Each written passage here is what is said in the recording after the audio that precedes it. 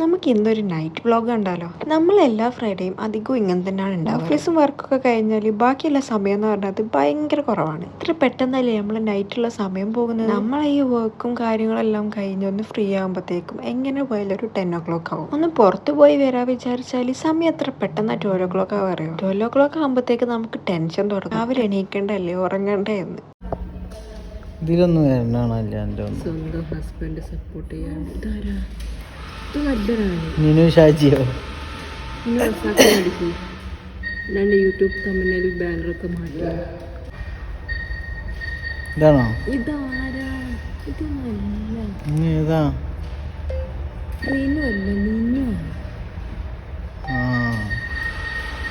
കന്നഡ വെച്ചിട്ടാണ് അതുകൊണ്ട് സെലക്ട് ചെയ്താണ്.